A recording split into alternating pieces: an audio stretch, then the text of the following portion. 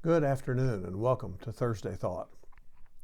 One of my Facebook friends, Steve Ridgel, a minister currently living in Texas and about my age, posts videos regularly. Now those videos can be on any number of topics and are usually only 3 or 4 minutes long.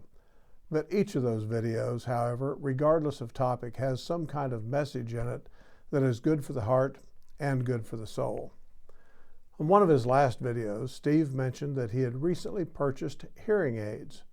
During the course of that conversation with the seller of those hearing aids, Steve was told that in about 5 years' time, the manufacturer of the aids would no longer support them with repairs and spare parts.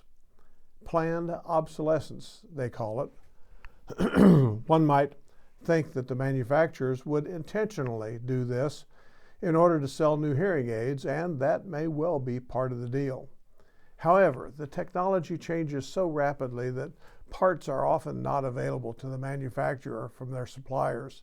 And additionally, the technological improvements to things like hearing aids make it desirable for users to take advantage of the improvements.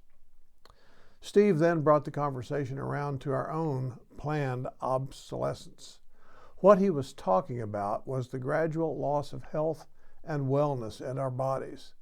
As we age, even if we're relatively healthy, we gradually acquire an assortment of aches and pains, conditions which tend to limit our strength and ability to do many of the things that we used to do in times past and gone. We're not as agile as we once were. We forget more. We remember less than we once did. Our energy isn't what it used to be. We're on the downhill slide of life in this creation. But, Steve says, that doesn't mean that we can just sit back and take it easy when it comes to those good works that God has planned for His people to do. Those good works may change as we age and can no longer do this or that thing. But we may well be able to pick up on some activities of the faith that we previously had not thought of or maybe didn't have time for. We may no longer be able to travel as much or as far in service or in ministry, but we may be able to pray more, to teach, to study, and to do things more in line with our limited energy and capability. Just because we may no longer be able to run a marathon doesn't mean that we also are no longer capable of walking 100 yards. Sometimes it's difficult for us to accept the fact that we're no longer able to do some of the things that we've in the past been able to do. So we mourn that loss, but we fail to pick up something to put in the place of those things. We continue in a state of mourning and, yes, even grief. But we need to come to an understanding of our limits and then look ahead to whatever time we have left and fill that time with useful service to the God who has made us, loves us, and cares for us. Now, I don't like the term planned obsolescence any better than most of you do.